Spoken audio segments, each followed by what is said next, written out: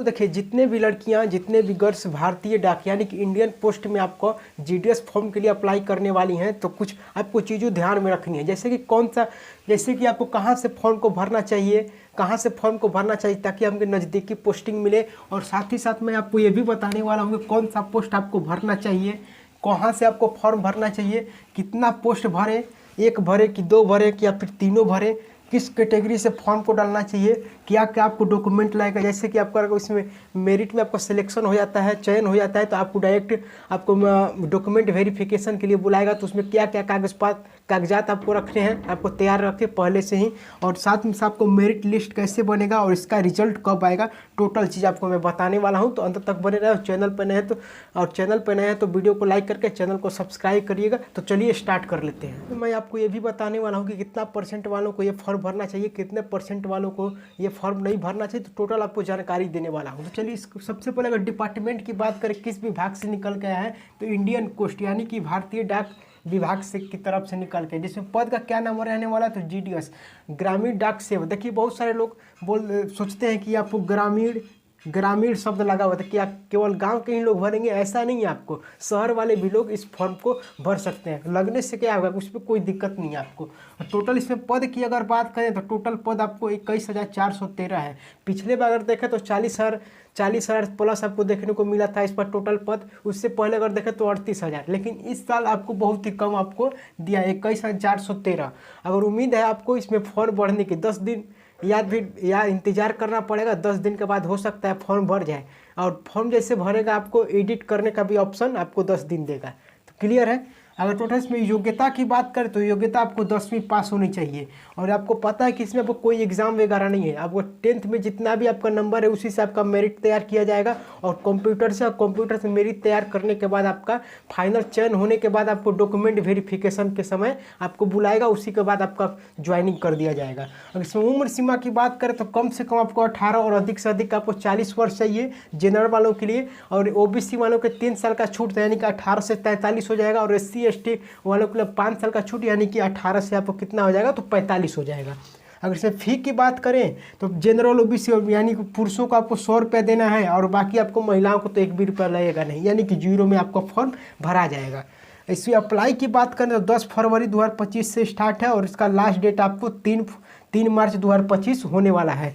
अगर इसमें सुधार की बात करें भैया, जैसे फॉर्म भरने में आप गलत कर देते हैं तो सुधार करने का भी ऑप्शन दिया है। 6 से 8 यानी कि 3 दिन का आपको समय दिया है। 3 दिन के अंदर आप सुधार कर सकते हैं फॉर्म को। टोटल 3 तरह का आपका पोस्ट रहने वाला है। बीपीएम, एबीपीएम, डाक सेवक। बीपीएम जैसे जो भी बीपीएम का सबसे पहले काम समझ लेते हैं। बीपीएम का जो होता है आपको पोस्ट ऑफिस में काम होता है, ये आपको ब्रांच पोस्ट मास्टर होता है। और ये बीपीएम का काम है, बीपीएम का आपको सहायता करना। और डाक सेवा का काम है साइकिल लेकर के आपको इधर उधर चिट्ठी वगैरह को पहुंचाना।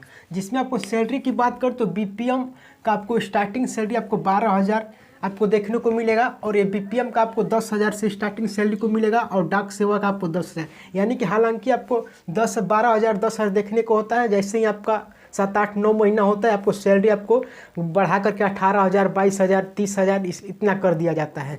कौन सा पोस्ट आपको भरना चाहिए सबसे पहले ये समझ लेते हैं। देखिए, अपने इच्छा के ऊपर डाल दीजिएगा। जैसे आप मान लीजिए अगर आप डाक विभाग में आप एक ही जगह बैठ के काम करना चाहते हैं अस्थायी रूप से, तो आपको बीपीएम को डाल दीजिएगा। और आपको चिट्ठी वाला काम करना है, इधर उधर 5-6 किलोमीटर अप डाउन करना है, तो डाक सेवक का डाल दीजिएगा। अपनी इच्छा के अनुसार इसको डाल दीजिएगा। बात करें कि आपको कहाँ से फॉर्म को भरना चाहिए, तो देखिए, जिस भी आप क्षेत्र से बिलोंग करते हैं, जिस भी क्षेत्र में आप रहती हैं, उस क्षेत्र में आपको सबसे पहले पोस्ट ऑफिस को देखना है। वहाँ क्या पोस्ट ऑफिस में सीट खाली है। अगर सीट खाली है तो वहीं पर आप भर दीजिए। अगर सीट खाली नहीं रहता है तो आपको ब्लॉक में जितने भी डाक विभाग हैं उसमें आपको देख लीजिए क्या सीट खाली है, तो उसी में भर दीजिए। तो सबसे पहले आपको प्रखंड के पोस्ट को आपको टारगेट करना है। अगर नहीं मिला तो आपको जिले में देखिएगा, तो वहाँ से अगर वैकेंसी है तो वहीं से आप डाल दीजिएगा। अगर बात करें किस कैटेगरी से फॉर्म को डालना चाहिए, ओबीसी से डालना चाहिए कि एससी से डालना चाहिए कि एसटी से डालना चाहिए, तो सबसे पहले आप ये देख लीजिएगा कि आप जिस भी कैटेगरी से हैं। जैसे मान लीजिए ओबीसी से है तो क्या ओबीसी वालों का सीट, ओबीसी का वैकेंसी इसमें खाली है। अगर खाली है तो भर दीजिए। अगर खाली नहीं है तो आपको एक ही रास्ता है, जनरल से भर। कितना पोस्ट भरे, तो आपको जितना चाहे उतना पोस्ट आप भर सकते हैं। जहाँ जहाँ फॉर्म भर रहे हैं वहाँ पे आपको पोस्ट ऑफिस को चुन लीजिए और चुन कर भर दीजिए। और उसके बाद बात करें कितना पोस्ट भरे, तो आप जितना चाहे उतना पोस्ट आप भर सकते हैं। जहाँ जहाँ आप फॉर्म भर रहे हैं वहाँ पे आपको पोस्ट ऑफिस को चुन लीजिए और चुन चुन कर भर दीजिए। बात करें कि क्या क्या आपको डॉक्यूमेंट यानी क्या क्या कागजात लगेगा था। जैसे आपको मैट्रिक आपको मार्कशीट लगेगा, अगर आप विकलांग है तो विकलांगता का प्रमाण पत्र लगेगा, यानी कि बगल में आपको स्क्रीनशॉट है, अगर ये डॉक्यूमेंट आप बनवा लीजिए। क्योंकि अगर डॉक्यूमेंट अगर नहीं बनवाते हैं तो डायरेक्ट अगर चयन हो जाता है इसमें तो आपको डायरेक्ट मेडिकल यानी डायरेक्ट आपको डॉक्यूमेंट के लिए बुलाएगा। तो ये सब आपको डॉक्यूमेंट बनवा करके रखना है। और उसके बाद बात करें कि मेरिट लिस्ट कैसे बनेगा, तो देखिए इसमें आपको एग्जाम नहीं होने वाला है। आपका 10th के मार्क जो भी है, आपको जितना भी परसेंट है उससे आपको मेरिट तैयार किया जाएगा और उसी से आपको कंप्यूटर से मेरिट तैयार करने के बाद इसमें आपका चयन हो जाएगा। और चयन होने के बाद आपको डायरेक्ट बुलाएगा डॉक्यूमेंट वेरिफिकेशन के लिए, यानी कि इसमें भैया कोई परीक्षा उरीक्षा होने वाला नहीं है। और साथ में मैं आपको ये भी बताऊँगा कितना परसेंट वालों को ये फॉर्म भरना चाहिए, कितना परसेंट वालों को फॉर्म नहीं भरना चाहिए, ये भी मैं आपको बताऊँगा। बात करें तो इसका रिजल्ट कब आएगा, देखिए अगर इसका अप्लाई का डेट की बात करें तो अप्लाई डेट आपको इसका कितना हो रहा है तो 3 मार्च, और इसका सुधार वाला डेट आपको कितना है तो 8 मार्च, यानी कि 60 दिन के अंदर अंदर मानिए आपका इसका रिजल्ट आ जाएगा। जैसे कि आपको मान लीजिए अगले दिन आपको केरला का जारी कर दिया, फिर अगले दिन आपको मान लीजिए कि बिहार का जारी कर दिया, फिर अगले दिन आपको क्या जारी कर दिया तो आपको झारखंड का जारी कर दिया, यानी कि आपको स्टेट बाई ऐसे आपको जारी करता है मेरिट।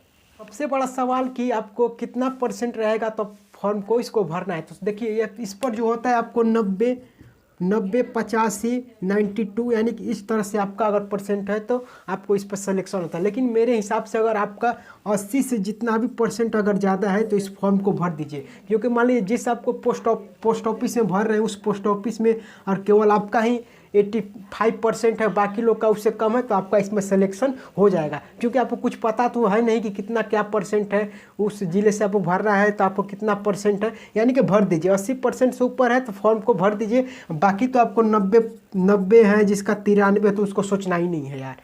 आपके लिए काफ़ी शानदार मौका है, भर दीजिए फॉर्म को और एक नौकरी ले सकते हैं। तो मैंने आपको हर चीज़ बता दी। अगर वीडियो अच्छी लगी तो प्लीज़ वीडियो को लाइक करके चैनल को सब्सक्राइब